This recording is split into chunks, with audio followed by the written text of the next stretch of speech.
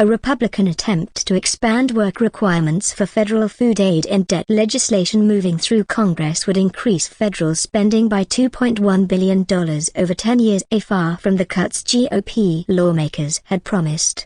A compromise on the food aid requirements between House Republicans and President Joe Biden as the nation nears a disastrous government default may have backfired for the Republicans, who won the new work requirements in the Supplemental Nutrition Assistance Program for some able-bodied recipients in exchange for Democratic demands to drop work requirements for some other, more vulnerable recipients such as veterans and the homeless.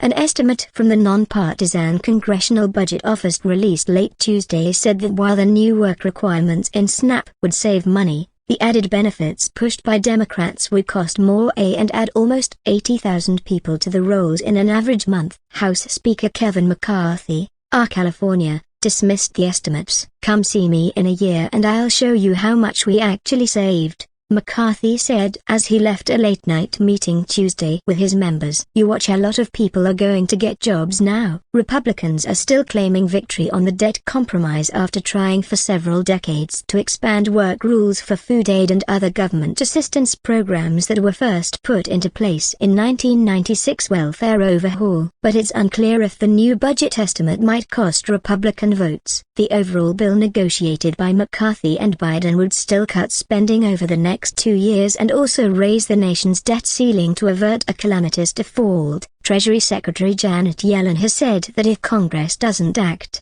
the government could run out of cash to pay its bills as soon as Monday. A look at work requirements in the debt bill, and the history and politics behind it.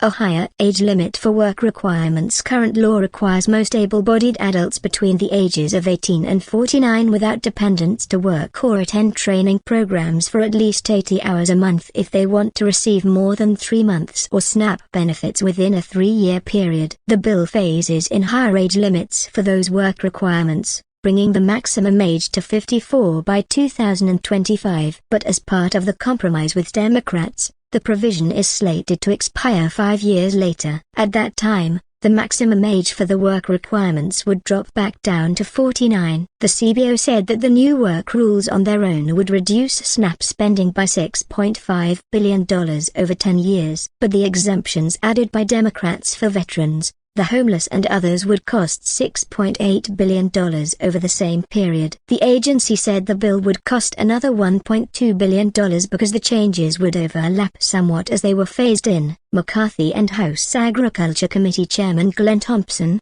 RPA, said they believe the CBO estimate is incorrect, and that some recipients who are already exempted from the work requirements may have been double-counted. While some Republicans who are voting against the bill say the final compromise is not enough.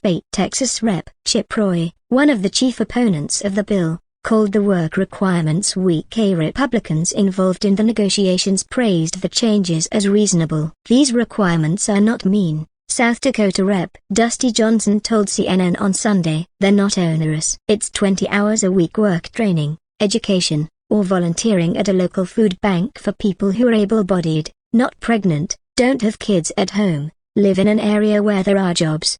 More benefits for the homeless, veterans and others." Under the bill, veterans, homeless people and young people aging out of foster care would be exempted from the requirements to find work or training after 3 months. Like the new requirements raising the age limits, those added benefits would also expire in 2030. Some states already exempt homeless or veterans from the work requirements, but the bill would allow more people to avoid them. The Center for Budget and Policy Priorities, a liberal-leaning think tank, said the need for a new category exposes the failures of the current exemption system. Sharon Parrott, the group's president, argues that veterans and people experiencing homelessness could already be exempted if states properly identified that they meet those criteria. In addition, she says, most of the people who will face new work requirements are the able-bodied adults without dependents between ages 49 and 54 and are not the veterans or homeless. While the new exemptions are positive, improvements for some don't justify expanding to others a failed policy that will increase and deepen poverty, Parrott said. Stricter rules for state SNAP exemptions. A provision of the bill pushed by Republicans would limit how states can exempt individuals from the work requirements, reducing the number of discretionary exemptions that can be handed out to people who would otherwise be subject to the rules. That goes beyond debt legislation passed by the House last month. Republicans proposed the change after Biden balked at a GOP proposal to add work requirements for able-bodied adults without dependents on Medicaid, the federal health insurance program, according to a person with knowledge of the negotiations.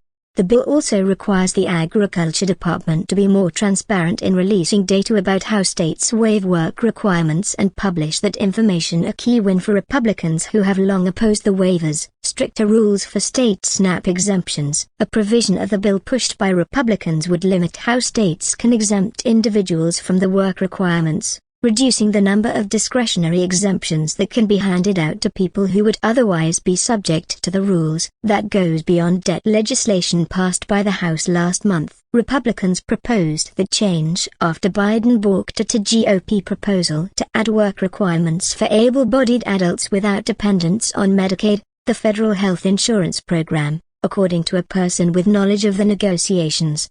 The bill also requires the Agriculture Department to be more transparent in releasing data about how states waive work requirements and publish that information, a key win for Republicans who have long opposed the waivers. New rules for the TANF program. The agreement would also make changes to the Temporary Assistance to Needy Families program, which gives cash aid to families with children, while not going as far as the House bill had proposed and only saving $5 million. According to CBO, the deal would make adjustments to a credit that allows states to require fewer recipients to work, updating and readjusting the credit to make it harder for states to avoid. The credit, called the Caseload Reduction Credit, allows states to reduce the number of people subject to work requirements based on the decline in the number of people on the TANF rolls in that state as compared to the number of people receiving the assistance in 2005. House Republicans wanted to move the year of comparison to 2022, which would have initially reset the credits to close to zero for every state. Under the compromise bill, states can gain credits for their caseload reduction since 2015. The bill would also make other adjustments to TANF, including eliminating some small cash payments to families.